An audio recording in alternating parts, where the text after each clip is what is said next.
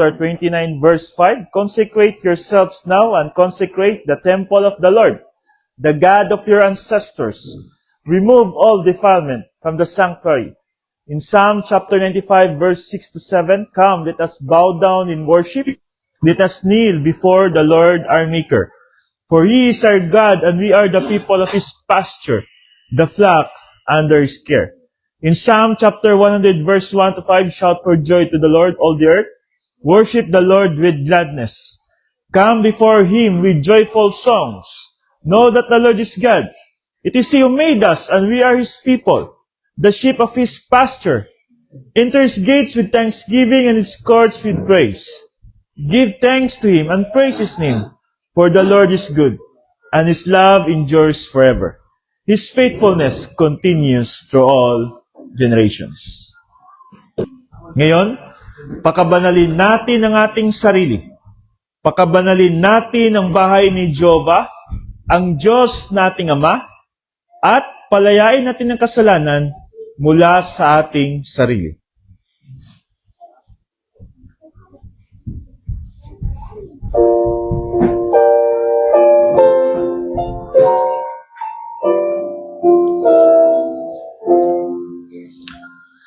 Search me, O God, and know my heart indeed. Try me, O Savior, knows my anxious thoughts. If there be any wicked ways in me, guide me, O Savior, to eternity.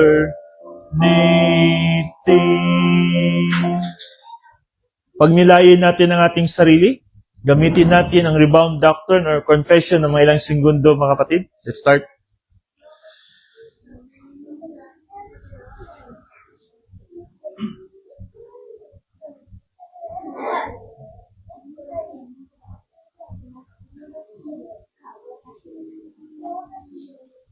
Let us pray. Father God, you're so holy, majesty, and powerful. Your wisdom is so high. Your love is so deep. Your mercy and loving kindness endures to all generations. You created the universe by your wisdom and power. You created me in your image and so mindful of me above all. Thank you, God, for saving my soul, for my spiritual growth, and for the opportunity to serve you, and to be a blessing to other people. Thank you also for the logistical grace and the length of time you're using on earth for your glory and honor. Now, God, help me to follow your will as I worship you. Give me victory that in everything I do will only give glory and honor to you. Yes, totoo talaga mga kapatid, no? Sabi nga sa kanta, you are my all in all, no? And this song, mga kapatid, it is a confession of total dependence on God, no? On Jesus Christ. Now, the writer of this song, mga kapatid, si Dennis Jernigan, sinulat niya in 1990s. He wrote this song during a very difficult time of his life, no? Season of his life. So, he shared this from personal brokenness, okay, and dependence on God. So it was not written for a performance. Actually, this is a prayer na naging song siya. Okay, so it's not about prosperity or success. Yan yung ibig sabihin sa kanta. It's about sufficiency, yung sufficiency ng Panginoon sa buhay ng isang believer. So, you are my strength when I am weak. This acknowledgement of the human inability. No? Human inability. Sabi nga sa 2 Corinthians 12:19, my grace is sufficient for you, for power is perfected in weaknesses. Yan yung sabi sa 2 Corinthians 12:9. So, doon sa kanta sinabi, I cannot do this on my own. I cannot do this on my own. And we need God because He's powerful. So when we are in the weak situation, then dyan natin makita yung strength ng Panginoon. So, you are the treasure that I seek. This is the highest value ng isang manampalataya. No? And sabi nga sa Matthew 6:21, where your treasure is, there your heart will be also. Yan yung reflection sa kantang ito. So He is our goal. God is our goal, kapatid. So, this is the core message, means Christ is enough. Christ complete His supervision, what we lack. Okay? And nothing else can replace our God. So, kaya ito yung sinabi ni Apostle Paul in Colossians chapter 3, verse 11. Christ is all and in all. Okay, so thank you sa kanta na nakapagbigay sa atin ng encouragement sa kaya inspiration sa ating tatalakayin today, or topic for today. So ngayon, nandito pa rin tayo sa parable. No? This is a series of teachings na kailangan nating naintindihan, no? The parable of the leaven. Bigla yatang mitin, no? Gila. So this is one of the misunderstood parables in the Bible. Kasi marami kasi nag-isip itong parable of the leaven. This is the gospel that gradually influenced the world for good. Para sa kagandahan. Yan yung misinterpretation ng iba, no? But this is not what Jesus teaching, mga kapatid. Okay? Remember, in Scripture, leaven, no? Yung leaven always represent evil or false teaching or false doctrine. So this is Jesus Christ warning the disciples, warning the believers that during in our time, in the church age, sa panahon natin, Christianity will experience internal corruption. Internal corruption because of the false teachings or false doctrine. So this parable is not about success, it is about apostasy. Remember ano yung apostasy? No? Yung we reject our first belief. No? Yan yung apostasy, mga kapatid.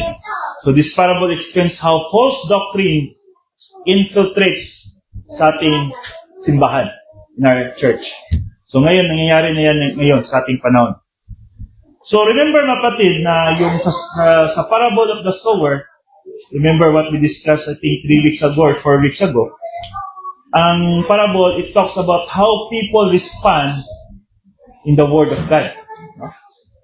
How people respond in the Word of God. There are some people, they will reject. There are some people that they will accept. There are some people, they will accept first, but later, because of the circumstances in their life, because of the possessions na meron sila, na-overwhelmed sila doon, kaya nawala yung good response nila sa Word of God. Yan yung the parable of the sower. And then we also discussed the parable of the tares, right? The weeds, no? That it talks about the true and false exist together, no? Believers and unbelievers exist together. So, kahit yung evil remains present right now, but God, remember, God is in control. God is in control, mga kapatid. So, but, remember, in the future, in the judgment, mas-separate tayo sa unbelievers. Right? There are judgment for unbelievers, and there are also judgment for the believers. So that is the parable of the tares, of the weeds. They grow together, but there's a separation in the coming judgment. Alright? Then last week, we discussed the parable of the mustard seed. Ano ibig sabihin nun? Christianity becomes huge, not inwardly, but outwardly. Okay? So, yung parable yung predicts Christianity will into a huge system, but the shocking part, mga kapatid, mustard seed is not for, di ba, hindi siya magiging tree, just bush lang. But nangyari siya, naging tree siya, because Christianity becomes big, powerful, influence, pero there's a corruption, with mix of corruption. But here, the parable of the leaven, this a false doctrine spread inwardly. Kung sa parable of the mustard seed outwardly, because of the power, the influence, here in the parable of the leaven, there's a corruption inwardly. It talks about the teachings na talaga. So the hidden corruption spread through the whole system.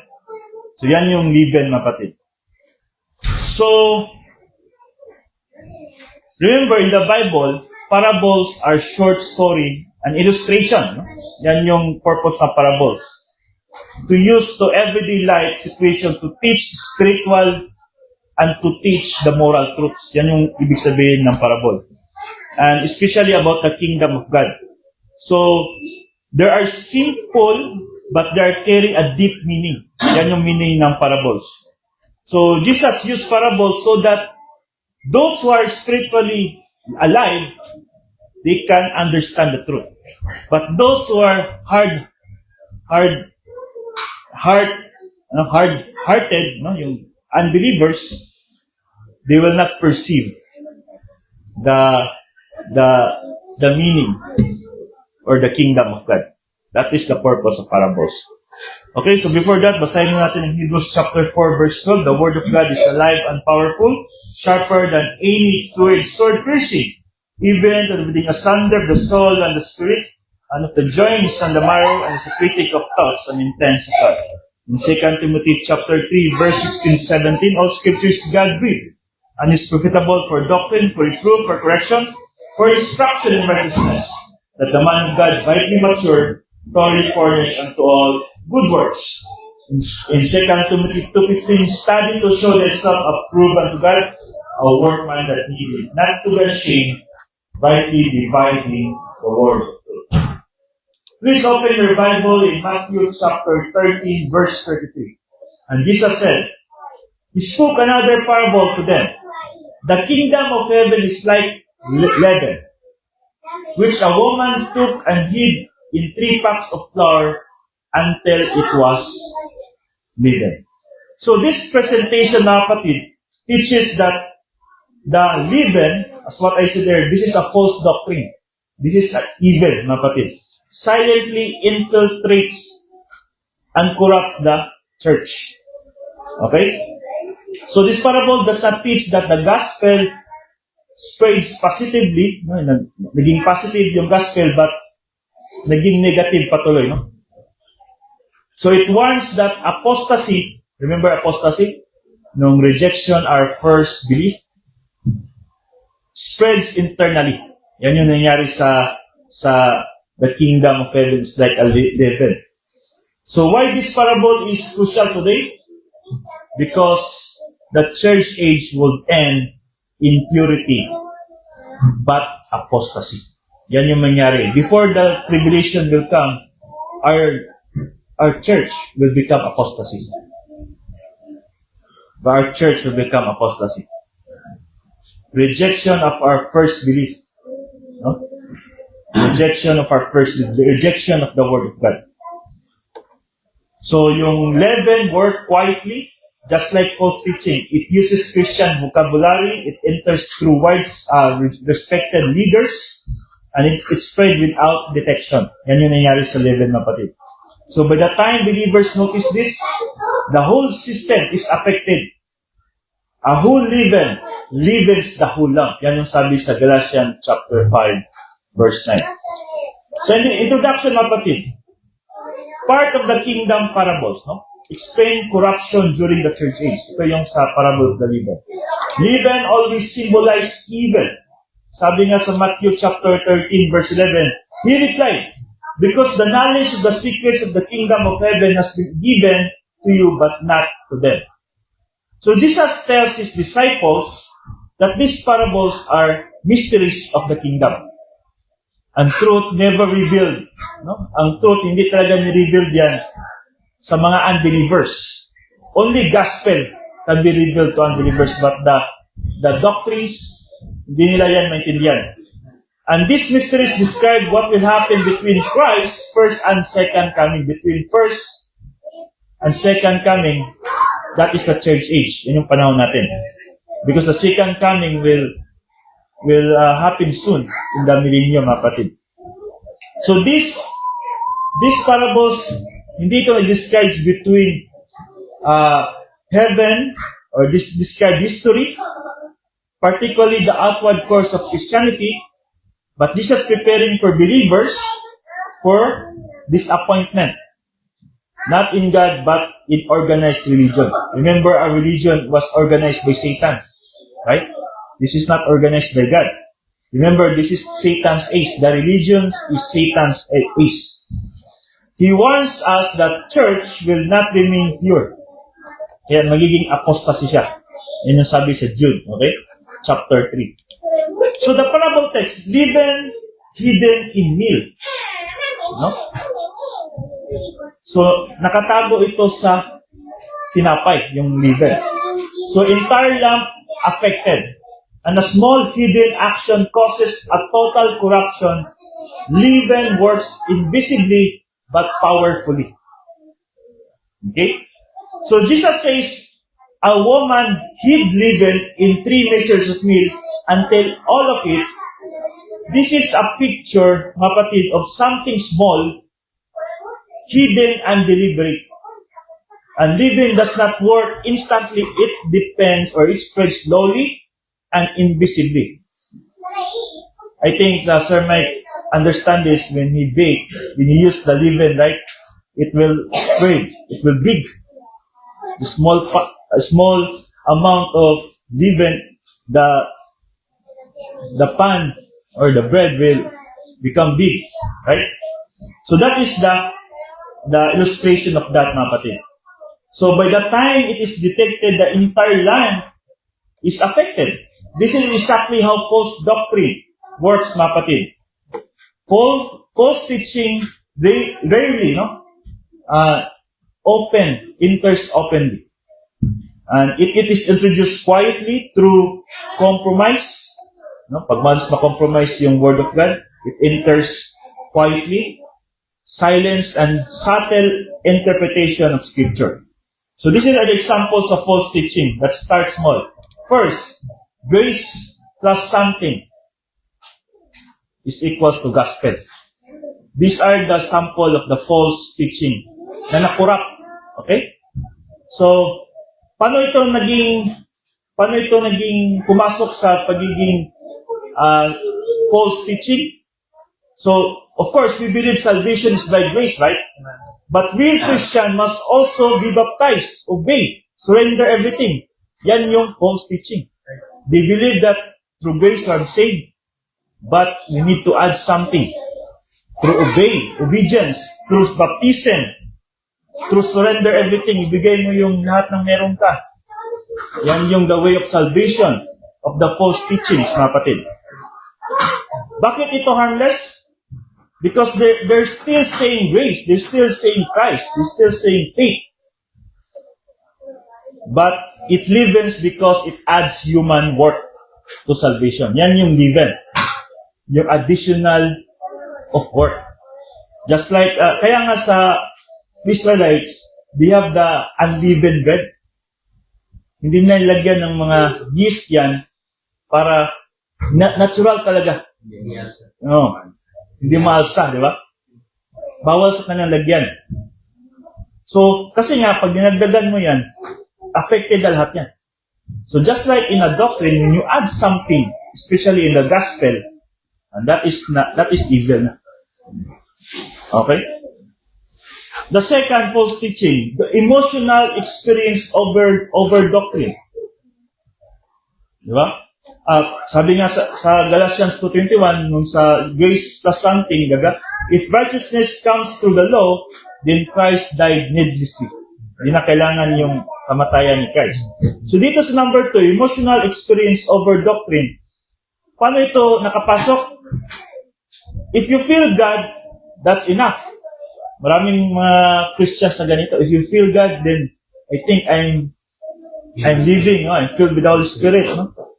So, bakit harmless ito? Feels spiritual and creates excitement. Most of the church ngayon, excitement yung gusto nila sa church. No? Gusto ko dyan kasi napaka-bibo, lively yung worship nila. Oh, I can dance, I can jump. Ang ganda ng harmony. Yun yung excitement sila going to church. So, bakit naging live-in ito? Because emotion replaced Bible doctrine. At remember, emotion, kapatid, is unstable. Right. No? Sabi nga sa 2 Timothy chapter 4 verse 3, they will not endure sound doctrine. Sabi ng apostle, because of their emotion. No, number 3, examples of false teaching, prosperity teaching. So this is a soft version, kapatid, because it enters, God wants you to be succeed and live your best life. So bakit ito naging harmless? Because motivational and uses Bible versus, yan yung nangyayari. Motivational and uses Bible versus. Okay? So bakit ito naging live-in? Because God becomes a tool for personal gain. No? Punta ako sa church because sabi nila, magiging mayaman daw ako. I will be prospered if I go to church. Yung blessings, marami akong makuha blessings pag nabibigay ako sa church. That is their way of their teaching. Okay?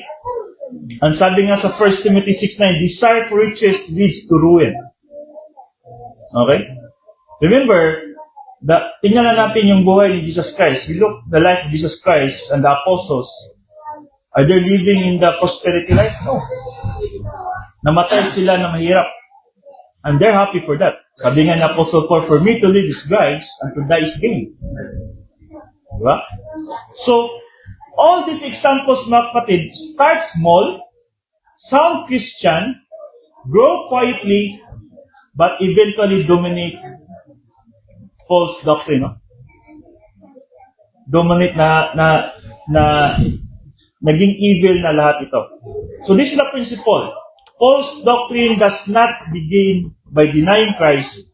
It begins by redefining Him. No?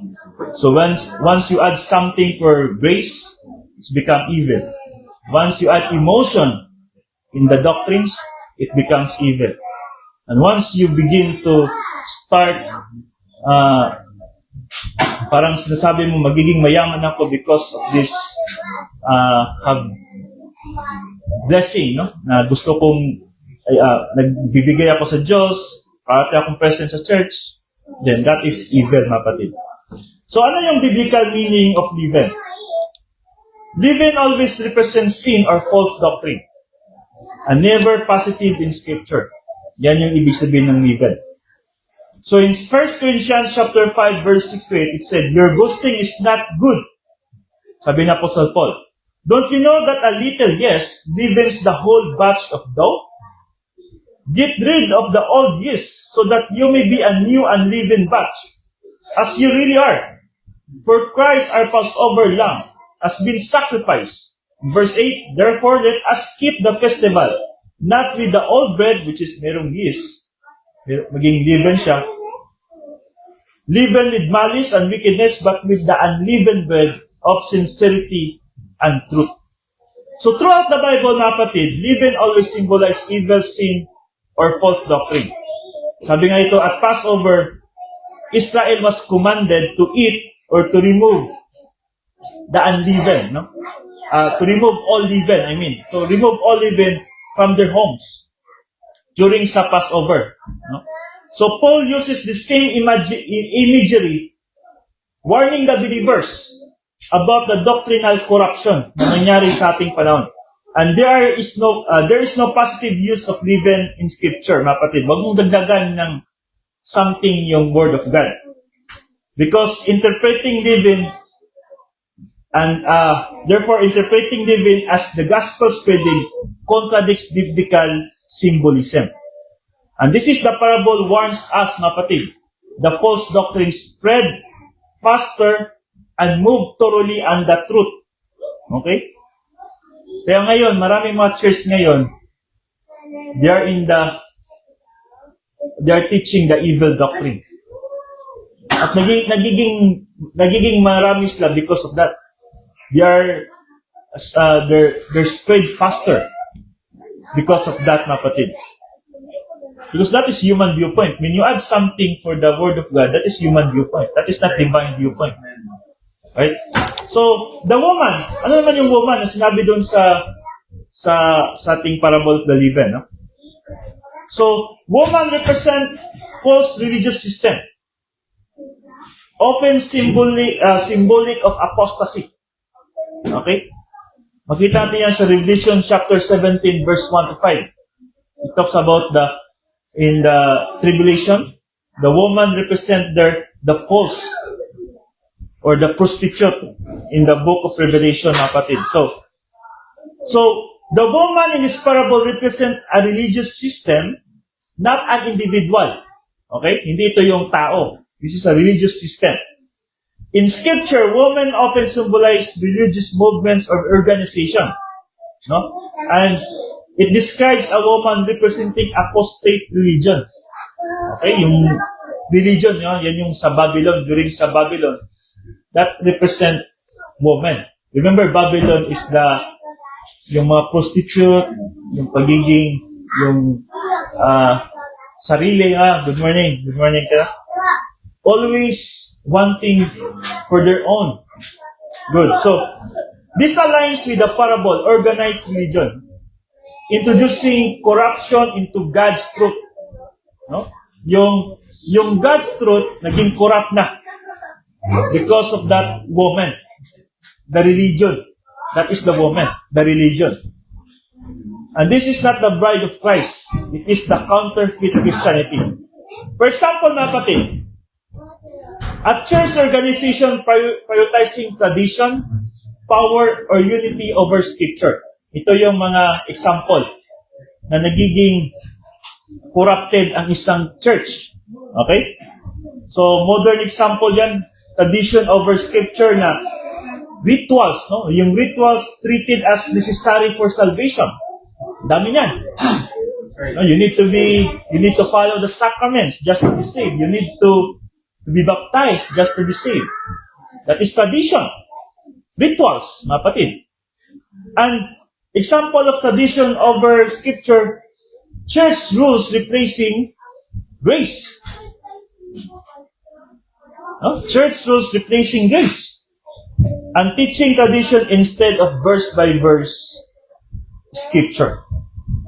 A lot of churches nowadays, mga kapatid, minsan gusto makinig sa mga teachers or pastor, yung mga motivational teachers, yung motivational na speaker. But when they're discussing verse by verse, parang ay hindi na maintindihan, parang hindi sila excited dyan. Gusto na yung mga motivational, yung makabigay sila kanya ng motivation, how to overcome yung mga pagsubok sa buhay, ganyan yung gusto nila. So, when you have a right pastor, kailangan yung pastor na yun, he interpreted the Word of God verse by verse. Scripture, doctrine, precepts, doctrine, line by line. Kaya nga during sa Bible study namin, sa Wednesday, sa Friday, online, verse by verse talaga yung ating ginagawa, di ba? But here in church, sometimes we use the general aspect of teaching. Kasi nga, not all of here nakasunod sa verse by verse. So, but in the Bible study, kaya nga sa Bible study, doon mas maganda ang learning. Kasi nga, mas naiintindihan talaga natin. In the church kasi, during Sunday, general na kasi ito, summarize na lang ito. This, meron pa rin natin tayong matutunan, but once hindi natin matutunan yung verse by verse, then mahirap matutunan yung general aspect or general na teaching in the church. So ito yung nangyari, mga kapatid. When tradition, power, or unity outrank Scripture, the church may look alive, but it has lost its spiritual authority. No? Traditions become untouchable, and Scripture becomes adjustable. Now, minsan, we need to adjust our doctrine so that makapagbigay ng hindi masaktan yung tao na yun. Sorry. Kalimutan na naman. So, avoiding doctrinal truth to keep the donors or attendants in the church, hindi maapektuhan. Ganyan yung mga church ngayon. Nandito si sister, nandito si sir. Malaki pa naman ito mag-donate sa church. Mayroon na, baka masaktan siya sa ituturo ko. Ayaw kong ituro ito. No? Yan yung modern example for power over scripture. Nandito si mayor, nandito si congressman. Ayaw kong itapik ang corruption. Baka, yan. Kasi mawala yung donation sa simbahan natin. Yan yung problema ngayon sa mga churches. Okay? Kaya nga dito sa ating group, we are autonomous group. No? Sabi nila, truth hurts. And truth will set us free. Kaya nga kung nasaktan kayo sa turo, then it means that is the learning for you. May matutunan kayo sa sakit eh. No, not always comfort. Kasi pag always comfort, wala kasing masyadong learning sa comfort eh. Minsan kailangan natin masaktan. So, silencing teachers who challenge leadership with scripture. Kaya nga during that time sa panahon Jesus Christ, di ba? Challenge siya lahat. Yung Pharisee, yung mga scribes, even the Roman Empire. Jesus Christ challenging. Wala siyang sige, baka masaktan itong Pharisee na ito o baka masaktan si Caesar. Siya yung emperor ng Roma. Wala siyang ganon. Kung ano yung truth, sinasabi niya talaga. So the church becomes an institution, not a spiritual body. Yan yung nangyari. Most of the time ngayon, most of the churches ngayon, nagiging institution na. Hindi na siya spiritual body. Remember, we are a local church. We are part of the body of Christ. We need to be a spiritual body, not an institution. Kaya nga pag pumasok na dito yung power, meron ng influence na tao na pumasok sa isang church. At control na niya yung church. Lalo na pag anytime kaya nilang palisin yung pastor, pag hindi na ito sumusunod sa gusto kong mangyari sa church. Then i-kick out na yung pastor na yan. Then that's the problem of the religion ngayon.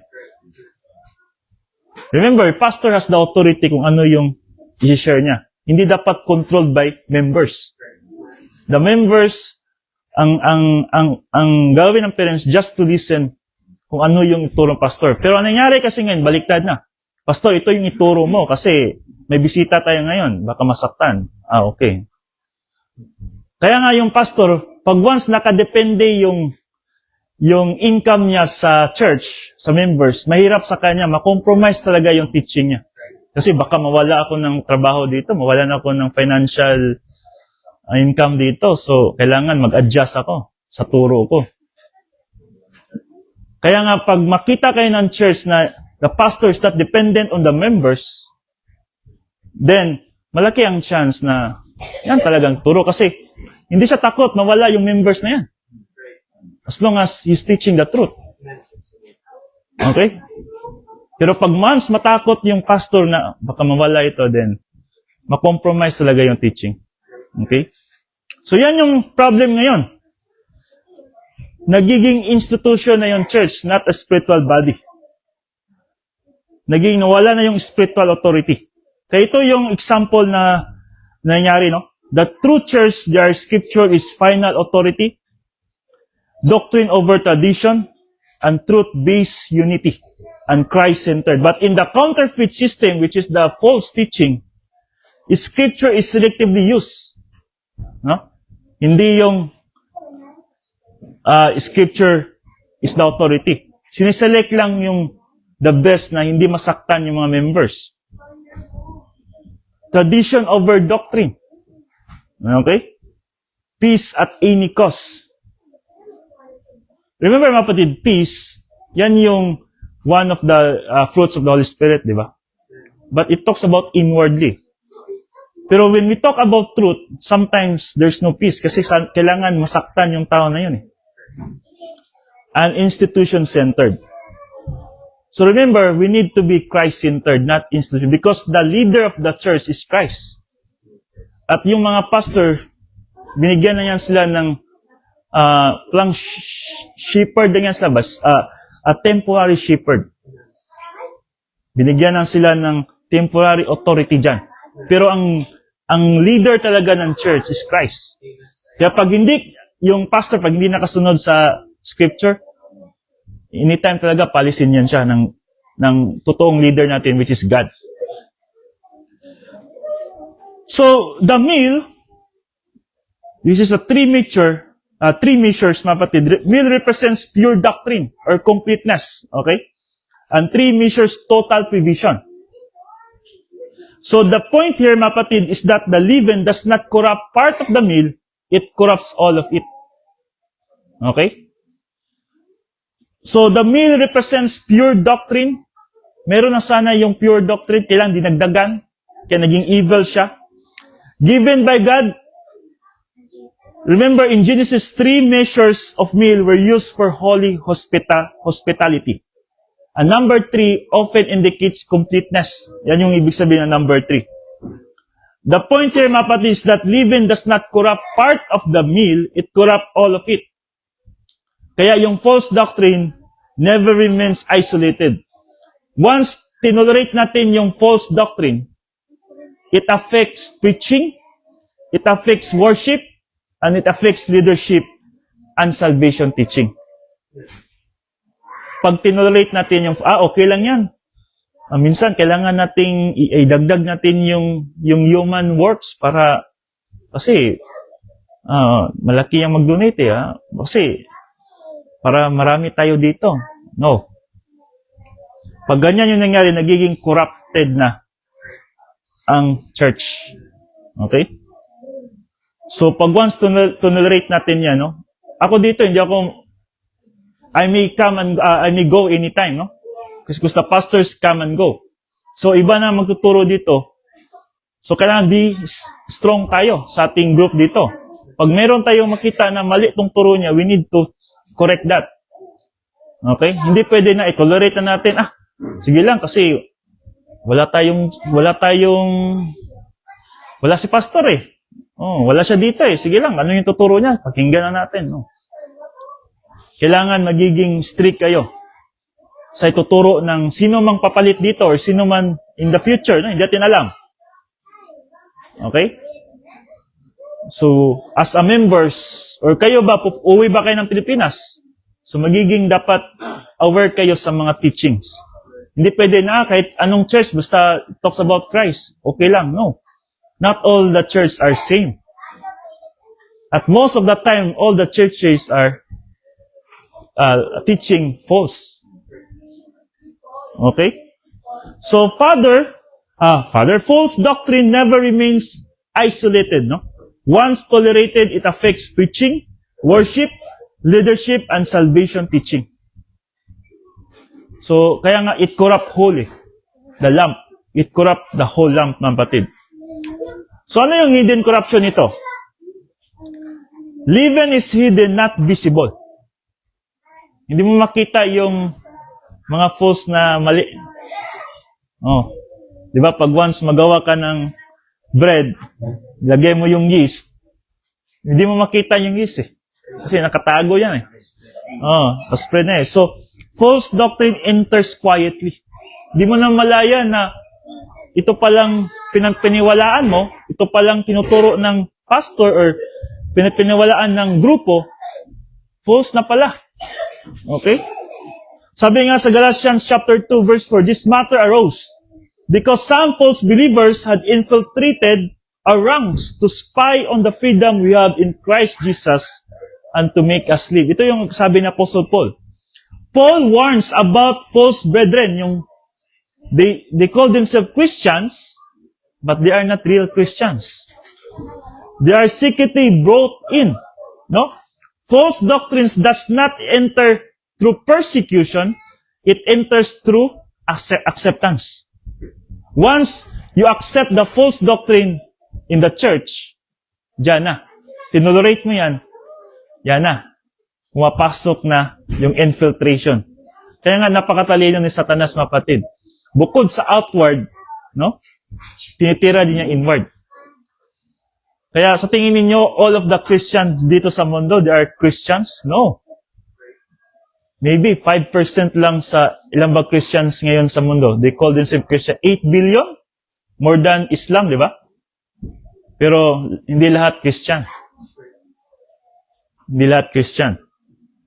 When they said, I believe Christ, but kailangan nating gumawa ng mabuti, he is not a real Christian. So teachers stop emphasizing doctrine. Grace is softened. No? Yan yung nangyayari. Truth is redefined. And no one noticed until the church is already compromised. And Satan does not announce lies. He hides them inside the truth. Remember, Satan in 2 Corinthians 11:14, disguising himself as an angel of light. Kaya nga, be careful, mga kapatid, because you don't know na itong pinapasok ninyo na example na church or group, is this the right church? Kaya you need to ask the Holy Spirit inside of you. And you cannot discern that if wala kayong alam sa salita ng Diyos. Wala kayong alam sa Word of God. Paano nyo ma-discern yan? Mali man itong tinuturo. Tama pala ito. Kaya hindi pwede na, pasok lang ng pasok kahit saan. Sabi nila, ang dami ko nang pinasok ng mga church. Siguro, ligtas na ako kasi member na ako sa lahat ng church. Siguro, kung sino man doon yung totoo, pasok na ako. Hindi ganyan. Kailangan pasukin ko lahat yung mga church. Kahit Islam, pasukin ko. Kasi ligtas na. Hindi ganyan, no? Hindi ganyan yung sistema. Kaya nga, relationship yung importante than religion. So, example of this, a pastor stopped teaching verse by verse and shift to motivational talks. Ito yung nangyari. Most of the time, mga churches, hindi na verse by verse. O minsan, wala nang root word from Greek. Remember, the original manuscript of the Bible is from Greek or Hebrew sa Old Testament. So, pag once na hindi na siya verse by verse, but motivational na, then, para nang pupunta na tayo sa counseling, di ba? Parang ganun na nangyari. So, total penetration. Entire lamp becomes leaven. Doctrine corrupted completely. Yung Word of God completely corrupted. Sabi nga sa Galatians 5:9, a little yeast works through the whole batch of dough. So, Paul says a little yeast works through the whole batch of dough. It means false doctrine always spreads. It never stays small. Dahan-dahan yan siya. Once work are added to grace, grace is destroyed. Hindi na siya grace. Pag sabihin mo, I believe by grace of God. Pero pag ginagagan mo yan ng works, hindi na yan sa grace. Because remember, grace is a gift from God. Ang works is a human merit or earn. You earn. Parang nagtrabaho tayo ba? Bakit ka may sahod? Binigyan ka ba ng boss mo? Hindi yan bigay ng boss. You earn it. Gumising ka ng mag-aga, nagtrabaho ka ng 8 hours, you deserve that salary. Pero sa ginawa ni Christ sa cross, we're not deserved for that. Kahit nga, sabi nga niya, it is finished. Ibig sabihin, it is total complete. The salvation was totally complete. Pag sinabi mo, God, I need to add something for that you work in the cross, then para mong in-insult si Jesus Christ. Ibig sabihin, yung ginawa niya sa cross, hindi pa pala perfect, hindi pa pala complete. Okay? And who are you to insult God na hindi tama, hindi pa perfect yung gawa niya sa cross? Remember the thief, the right thief? Paano siya naligtas? Naligtas ba siya kasi gumawa siya ng mabuti? No. Wala na siyang chance gumawa ng mabuti. Naghihintay na lang siya na mamatay siya. And because of faith, sabi niya, God, remember me when you go to your paradise. Because of his faith that this person is a Messiah, kaya sabi ni Jesus Christ, now and now, you will go with me in paradise. Hindi sinabi ni Christ, you need to, kung maligtas ka dyan, bumaba ka, gumawa ka ng mabuti, maging member ka ng church, baka maligtas ka. Di ba? So yan yung mga kapatid, that is the example, the grace, if you add something, hindi na siya grace. Hindi na siya free gift, mga kapatid. So, once emotion replaces doctrine, truth disappears. Remember, mga kapatid, emotion is the responder of our faith. Hindi siya dapat yung master sa ating faith. Disturbo tong anak ko. Dito, doon ka. Doon ka. Ingay. Okay? No, dito, ate. Oh, sorry Wala kasi si mama niya. Okay, so yon.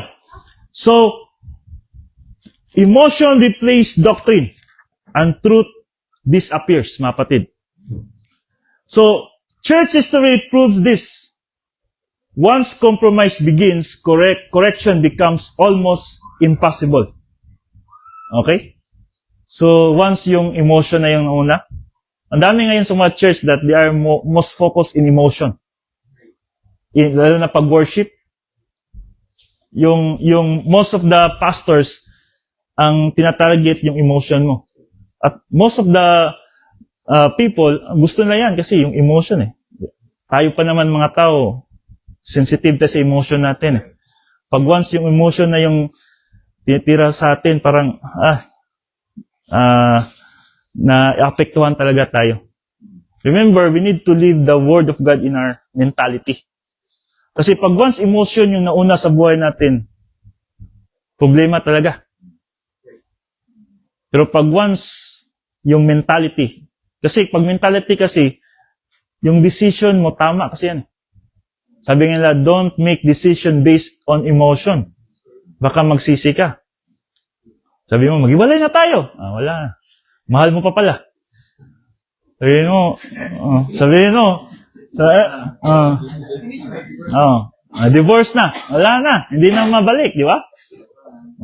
Pero pag isipin mo, yung mga mangyayari, then, ano yung mga cons, ano yung pros, then, wala, hindi pwede. Lalo na pag isipin yung mga anak, ganyan. Pero, once you have the Word of God, mayroon ka ng foundation Ano yung mga tamang decision Pero pag wala kang salita ng Diyos, you have no Word of God, then minsan yung human viewpoint yung sige lang, maraming ganito. Sabay lang tayo sa uso. Ganyan na. As long as I'm happy. Hindi na ako happy sa ganito. Yan yung emotion As long as I'm happy. And remember, sabi nga Jesus Christ, take up my cross and follow me. So yung cross na yun, you need to suffer. Decision mo yan na nag-decide ka to have a partner. Okay? At first, hindi ka magkaroon ng partner. So decision mo na magkaroon ng partner. So, you need to face the consequence of your decisions. Okay? So, wag kang parang later, magsisi ka, ganyan. So, emotion, that's why, if you have the Word of God, at nakasalita ng Diyos, ang salita ng Diyos is, hindi pwede maghiwalay. Hindi pwede talaga. Pero na lang pag may mamatay. Diyan lang talaga yung way na magkaroon ka ng ibang or other partner. So, kung hindi mangyari yan, then, you have no right to, ganyan.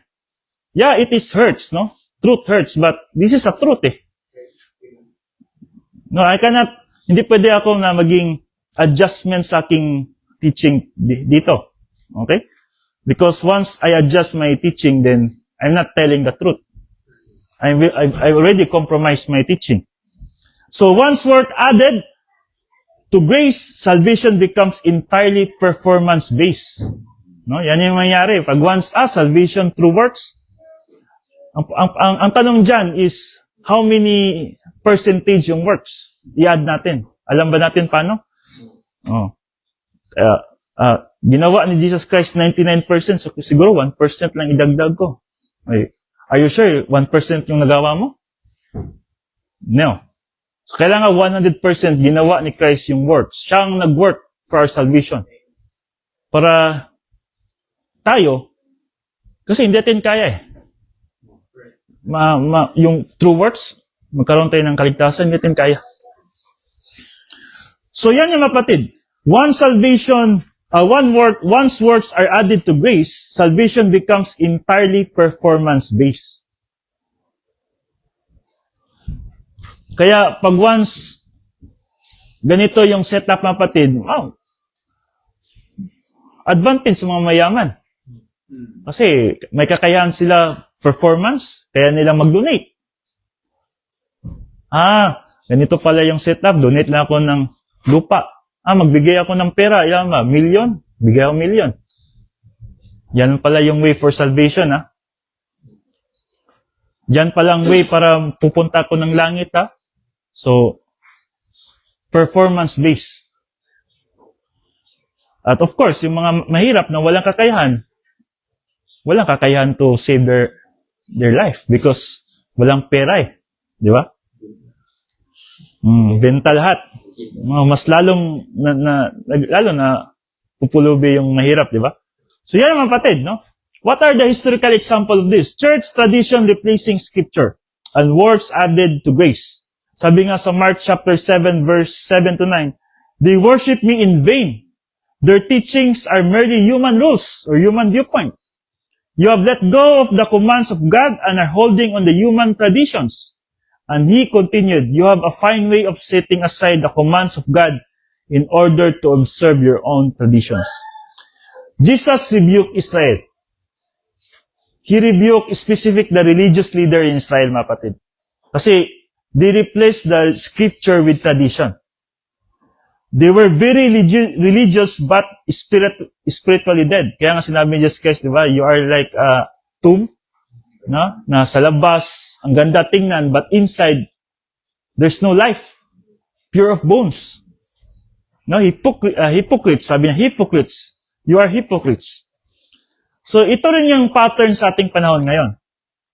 Scripture replaced by rituals, tradition, councils, and religions become powerful, but truth is lost. So, kailangan maging discern tayo sa ganito, mga kapatid, no?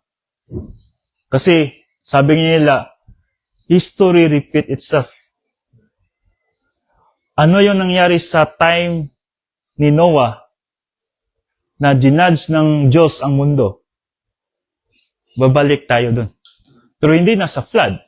It is fire. There will be a new heaven and new earth. Darating tayo dyan. The signs, nandito na yung signs.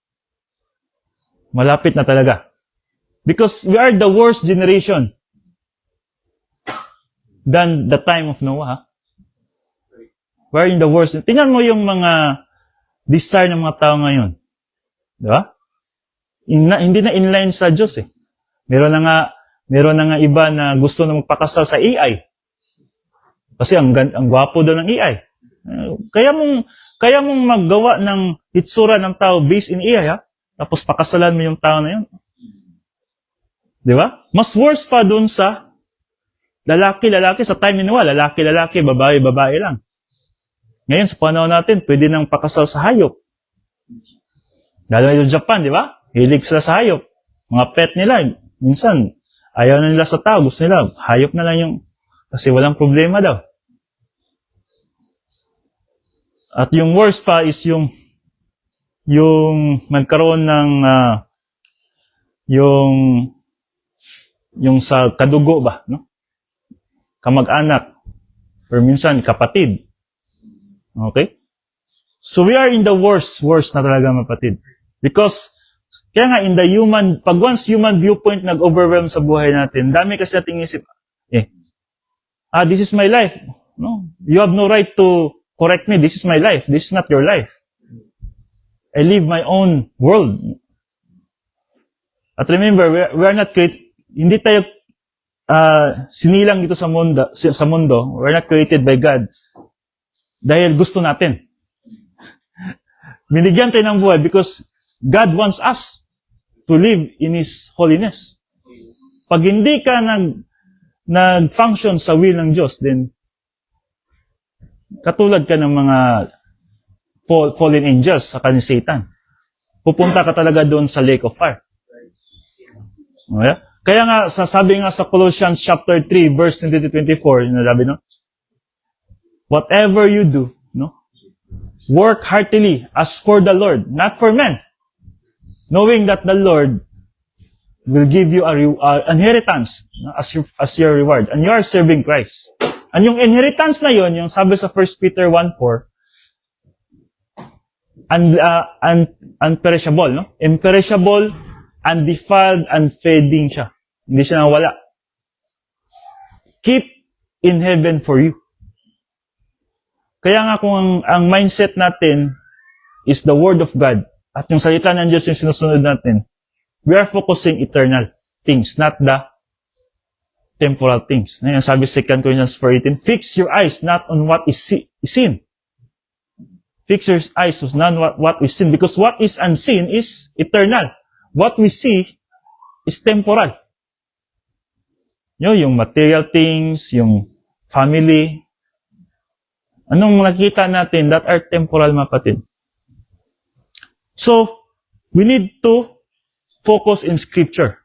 No? Don't let the Scripture replaced by tradition, by power, by influence, by ritual, by tradition. Okay? So, religion becomes powerful but truth is lost. So, ano yung modern example nito? False gospel in churches. Compromise for unity. Sabi nga sa 2 Peter chapter 2 verse 1, but there were also false prophets among the people, just as there will be also false teachers among you. Okay? Kaya nga pag wala tayong salita ng Diyos, hindi natin alam na yung pinapakinggan natin is false teacher na pala. Ang dami pa naman sa Facebook, sa YouTube. Sabihin nyo, as long as they're teaching Jesus Christ, ito na yung tama. No. They will secretly introduce destructive heresies, even denying the sovereign Lord who bought them, bringing swift destruction on themselves. So Peter warns that false teachers arise among believers, not outside, but inside. They use Christian language while denying biblical doctrine. Example, mga kapatid, today, prosperity gospel. No? Yung pag once pumasok ka sa amin, sa church, magiging mayaman ka. Pag once nagbigay ka sa Diyos ng ilang percentage na gusto mo, babalik sa iyo doble. Nagiging investment na tuloy yung pagsali sa church, yung pag-worship sa Diyos. Remember, mga kapatid, worshiping, wala kang in-expect na kapalit yan. When you worship God, bigay mo lahat yan kung ano yung binigay sa ng Diyos. No? Hindi pwede na mag-worship ka kasi baka, yun nga, pupunta ako sa church ngayon kasi exam bukas, GLPT. Problema na, red card tuloy. Diba? May balik tuloy ko, naibalik tayo yung paso, no? Bubuo na kayo, ako hindi ba? Yun, no? So, kaya nga, when you ask something na gawin ko ito para mayroon kang benefit, then that is wrong. That is not worship. So, kaya nga, be careful, when we worship God, mga kapatid. We worship because we love God. Totally surrender hindi yung may kapalit lahat. Okay? Because we cannot go in the business of God. No? We cannot bribe God. No? God is not a politician. No? So, moralism instead of grace, denial of biblical authority. No, ano yung denial of biblical authority? For example, sino bang may authority sa ating church? The pastor. If you deny the authority of pastor, I'm not saying na you need to submit to me. No? That is only an example. Or for example, in the family, you deny the authority of your parents. Or in the structure of marriage, you deny the authority of your husband. Pero sabi nila, Brad, malakas pa rin yung asawa. Kasi, okay na? Sabi nga nila, the husband is the head of the family. But the wife is the neck. Kaya kung saan yung neck, walang magawa yung head. Kung naka-right yung neck, di yung head, sunod lang. Di ba? Tama yun. Kaya nga, si Eve, balik tayo sa Garden of Eden, that's the reason why nandito tayo sa suffering na ito. Because sinunod ni Adan si Eve. When Eve eat the forbidden fruit, the tree of the knowledge of good and evil, and that is a disobedience of God. Ang sabi ni Adam, alam niya na mali. Pero sabi siguro ni Eve, kainin mo to. Alam. Hindi natin alam. Baka, ganun. Mata lang ba? Sabi ni Adam, nanginginig si Adan. Alam niyang mali ito. Pero kailangan ko gawin kasi boss ko to eh. Kaya pumasok yung kasalanan sa atin. Pero kung, I don't know kung iba siguro mangyari sa history, kung hindi kinain ni Adan, na-overcome niya yun. Kasi yun kasi nag-start ng curse eh. Sa babae, ang curse niya is pag magsilang ng anak, pain talaga. Masakit talaga. Sa lalaki naman, kailangan ka talaga magtrabaho. Dugot pawis. Ngayon, malamig, no? Sa natso, pawis talaga. Kasi dati kasi, sa Garden of Eden, hindi kailangan magtrabaho si Adan eh. Kuha lang ng kuha kung ano yung provision ng Diyos. Ngayon, kailangan natin maganbatis trabaho. That is curse. Because of a sin. Meron talagang consequence lahat ng sin. Okay? Kahit sa atin, kung gawa ka ng sin, may consequence yan. Hindi mo pa makita ngayon, but later, doon mo ma-realize. Yung mga bad decisions mo ngayon, eventually, makita mo na mali talaga yung decision ko. Okay? Just for example, hindi ako mag-school, hindi ako mag-college. Pero nung nakapunta ka na sa ibang lugar, required yung college degree, which is sana tataas yung sahod mo. Balikan mo tuloy yung mga bad decision mo. Sabi nga nila, wrong decision limit opportunities.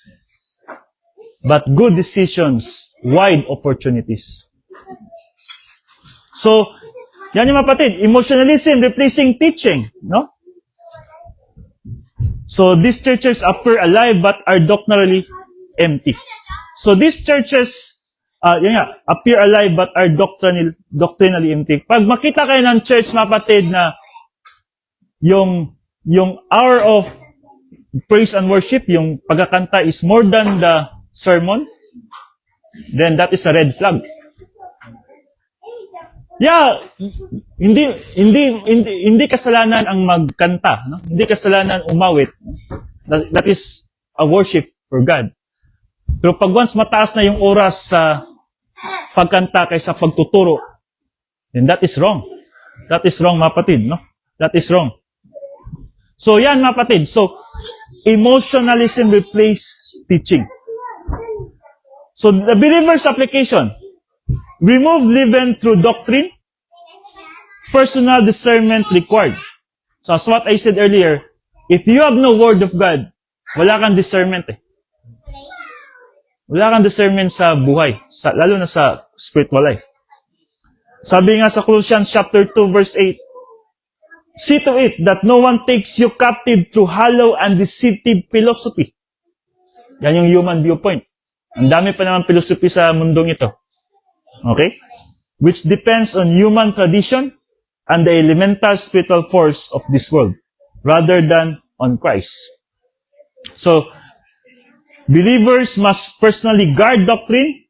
Institution will fail, but individuals can remain faithful. So remember, mga kapatid, God never commands believers to reform the church system. He commands believers to guard their own souls. To our own souls.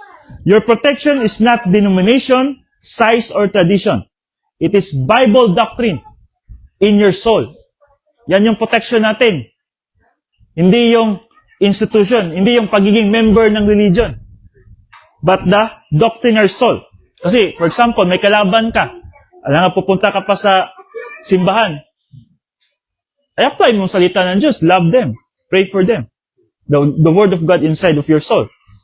Every believer is responsible to learn, test, and apply the truth personally. Believers must personally guard doctrine. Sabi nga dito, institution will fail, but individuals can remain faithful. So without the church, if you have a word of God, you can overcome different kinds of struggles. Meron tayong struggles, mga kapatid, whether we like it or not. Kahit hindi natin sabihin or sabihin natin, meron tayong struggles. Each one of us. No? Problema sa financial, problema sa health, problema sa kamag-anak sa Pilipinas, problema sa trabaho, problema sa mga kasama sa trabaho, problema sa kahit ano, meron tayong different struggles. But the question is, how can you overcome that without the Word of God? No? Kasi if you are saying that, kaya na yan, ma-solve ko yan based on my human power, human effort, di kaya yan. Kasi, hindi tayo perfect eh. We are powerless. God is powerful. And He can only solve that problem. Kaya every time na meron tayong problema, remember the word batak? Hebrew word batak? Yung another form of faith? Ibig sabihin, trust. Trust, sabi nga sa Proverbs chapter 3, trust in the Lord with all your heart. Lean not on your own understanding. No? And all your ways acknowledge Him and He will make your path straight. Okay? So if you have that kind of word of God in your soul, kahit anong problema darating sa iyo, then trust with all your heart. No? Kasi lean not in your understanding, it talks about human viewpoint. Human solution. Minsan kasi, pag once may problema, yung first responder natin, yung sarili nating plano, di ba? Ito siguro magandang sagot. Hindi pala. You need to discern first. You need to ask first the Holy Spirit inside of you. Ang problema lang, paano mo matanong yung Holy Spirit niya? Yeah, that's why you need to learn the Word of God. Kasi if you have the Word of God, the Holy Spirit will talk to you. Okay? Hindi man siya automatic na once believer ka, automatic lahat knowledge ka na sa Word of God. No. You need to discipline. Kaya nga sa phase 2, discipline. You need to discipline yourself in taking the Word of God. Just like we eat the food every morning, every noon, every dinner, discipline tayo dyan. So eating the Word of God, the spiritual food, we need to be consistent and persistent. Kasi sabi nga ni Jesus Christ, di ba, man shall not live by bread alone, but by the Word of God. Kasi yung Word of God, eternal eh. Yan yung pagkain sa table, mawala lang yan. Sistema lang yan ng katawan natin to provide strength. But the Word of God, it provides strength spiritually. Kaya nga, kung kumain ka ng pagkain once a week, di ba, mahihina ka, you are physically weak. E paano kung kakain ka ng Word of God once a month? May problema, wala na. Fear, worry, doubt, anxiety na. Questioning God, doubting God na. Yan na yung, wala ka eh. Wala kang strength eh. Kasi wala kang Word of God eh. Ganyan ka-importante yung salita ng Diyos, mga kapatid. So the conclusion of our topic for today, parable warns of apostasy. Remember apostasy? Declining our first belief, no? Yung first natin na piniwalaan, ni-reject natin. Truth must be guarded, which is the Word of God. That is yung dapat i-guard natin in our soul. Sabi nga sa Jude chapter 3, Beloved, when I give all diligence to write unto you of the common salvation, it was needed for me to write unto you and exhort you that you should earnestly contend for the faith. Ibig sabihin, we need to guard our doctrines in our soul, which was once delivered unto the saints. Katulad nito, naintindihan niyo yung parables of the leaven. Huwag niyong hayaan in the future na makalimutan niyo ito. Kasi sayang yung oras niyo pagpunta dito. Ano bang purpose pumunta kayo dito? To learn the Word of God. Di ba? So, sayang yung time niyo, sayang yung effort niyo. Maybe, pera kasi nag-gas kayo, masahe kayo. Tapos hindi mo nyo lang i-apply yung salita ng Diyos. Okay? So, remember, false doctrine spread quietly, and truth must be deliberately taught and defended. So, this parable teaches vigilance. Truth must be defended continually, or it will be replaced. No? We need to defend the truth. We need to defend the salvation. There's like faith alone, Christ alone. We need to defend that. Doctrine over emotion. Okay? The church age will not end in purity, but believers can remain faithful within it. Hindi man lahat ng churches, mapatid, in the good way, but in our individual, personal, we must be faithful. Kasi hindi natin alam. Ang dami ng mga church na wala. Ang dami ng mga church na nagbo-broke, yung wala na yung pastor, wala na yung mga members. Pero ang tanong diyan, yung mga individual members, are they applying the word of God? Okay? Kasi ang bilis lang mag-create ng bagong church eh. Mag-create tayo ng bagong church. Mag-create tayo ng sariling grupo. Pumunta tayo sa malaking church. Remember, yung malaking church. Remember the parable of the mustard seed? Di ba? Yung trap pala yun, no? So, final reminder, mapatid. False doctrine spread quietly. Truth must be deliberately taught and defended. Okay? So, we need to defend the truth. Once we allow the false doctrine or false teachers to come in, then the whole dough will be corrupted. No? The little leaven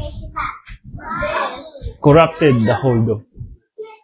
So we need to defend. Kasi I'm not here always, mapatid. And you are not here always. Saan man tayo pumunta sa ating destination, and we know the truth, we need to defend. Even in our death, we need to defend this. Just like Stephen, Stephen. Even nandun na yung stoning sa kanya, he defend the truth. Hindi siya takot. Okay? So, I hope mga kapatid, naintindihan nito yung parables of the leaven, because this is very important for us that as long as we live here on earth, meron talagang mga false doctrines. Merong mga false teachers na maharap natin. And the question is, are we ready to guard that? Or are we ready to overcome that? And without the doctrine in our soul, then we are failure to protect that and to guard that. Okay? So let's have our closing song, mga kapatid.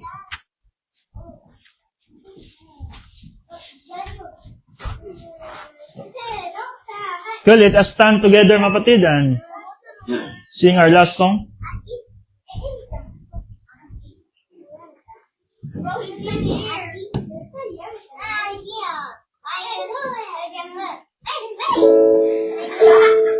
Natin, I have decided.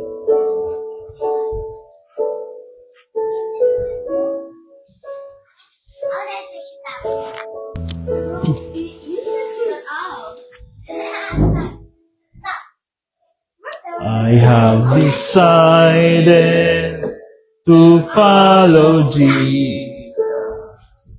I have decided to follow Jesus. I have decided to follow Jesus. No turning back. No turning back. Though none go with me, still I will follow.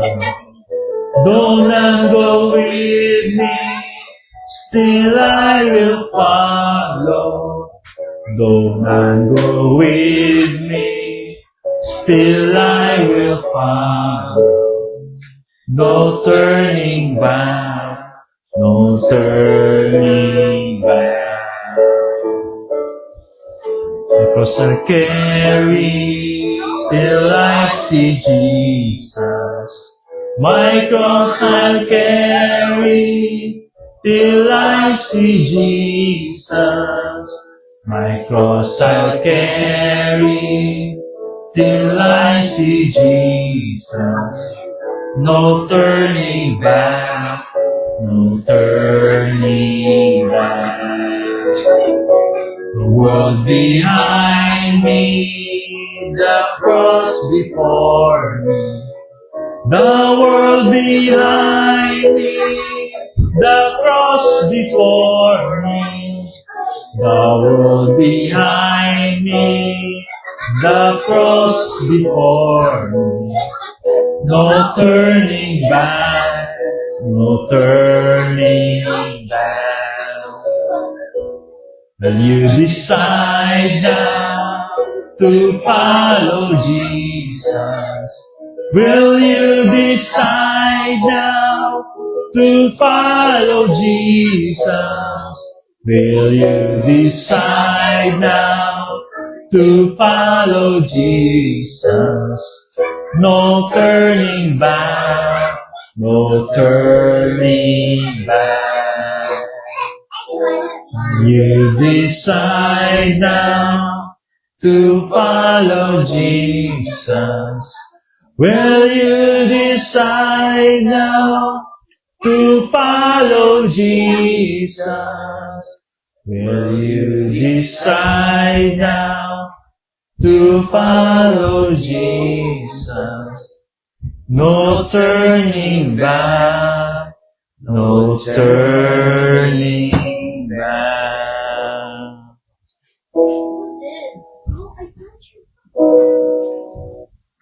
Father God, I have decided to follow your Son, Jesus Christ.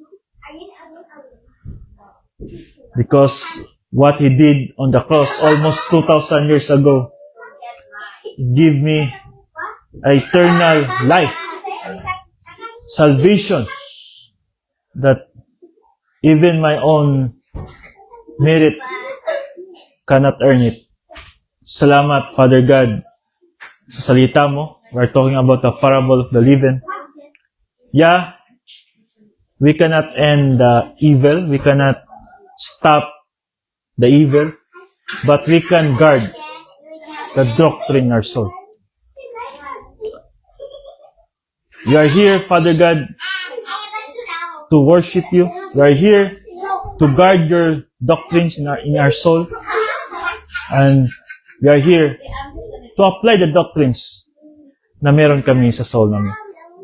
Salamat, Father God, sa mga kapatid na nandito for their positive volition, sa kanilang availability, sa kanilang willingness to learn. Because positive volition, Father God, it talks about humility. And without humility, we cannot understand your word. Because our Holy Spirit seeing us or looking our humility in order for us to understand your word. Father God, as we end our worship today, as we end our Sunday worship today, Father God, another opportunity na harapin namin. There are many tests, Father God. People tests, disaster tests, system tests, thought tests. And the only solution, Father God, is your word. I hope ang bawat isa nandito, they can apply your word and they can overcome these different kinds of tests. Hindi yung first respond in our human viewpoint, but the respond must be the divine viewpoint. Thank you for the opportunity to share your word through the guidance of the Holy Spirit inside of me. I'm able to share your word, Father God. This is not about me. This is the message of the Holy Spirit na tinuro sa kanila, Father God. And as we go back to our places, different places, Father God, protect us, give us a good condition in our work tomorrow, and provision, Father God, not only for us, but for our family. Ano man yung harapin nila. And also, I pray for this group, Father God, na bawat isa mag-grow, to grow in grace and the knowledge of our Lord Jesus Christ, because the teaching of Jesus Christ is very important. Lalo na sa harapin namin ng mga kapatid na nandito. We will face different kinds of evil. Not only in outward, but also inward. And I pray for this group, Father God, na hindi makapasok ang false teachings or the false doctrines or false teachers dito. And we need to defend that. We need to protect that. We give back glory and honor to you through your Son, Jesus Christ, our Lord and Savior. Amen. To God be the glory, mga kapatid.